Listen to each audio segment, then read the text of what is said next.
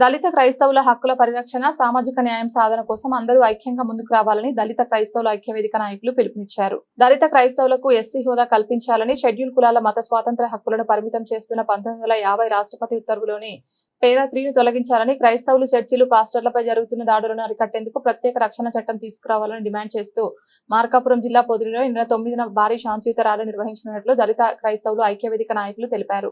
స్థానిక ఎంపీడీఓ కార్యాలయం వద్ద నుంచి ర్యాలీ ప్రారంభమై తహసీల్దార్ కార్యాలయం వరకు కొనసాగుతోందని చెప్పారు. అనంతరం తమ డిమాండ్లతో కూడిన వినతి పత్రాన్ని తహసీల్దార్కు అందజేయనున్నట్లు వెల్లడించారు.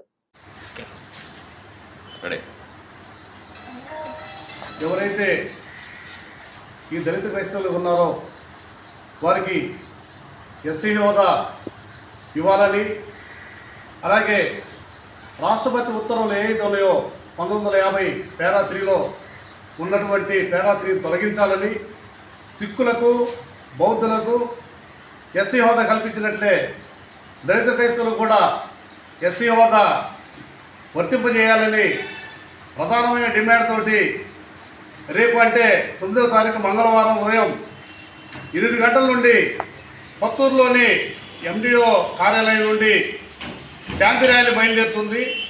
ఈ శాంతి ర్యాలీ బయలుదేరి పొదిల్లోని తహసీల్దార్ కార్యాలయం చేరి అక్కడ తహసీల్దార్ వారికి మెమోరాండం సమర్పించి అనంతరం ఎవరికొరు డిస్పర్స్ అవుతారు. కాబట్టి పొదిలి, కొనకలమెట్ల, మరిపూడి గ్రామాలకు చెందినటువంటి సంఘ కాపర్లు, అలాగే చర్చికి వస్తున్నటువంటి విశ్వాసులందరూ రేపు తరలి వచ్చి రేపు జరిగే శాంతి ర్యాలీని జయప్రదం చేయవలసిందిగా పొదిలి ఐక్యవేదిక తరఫున మరీ కోరుతున్నాం.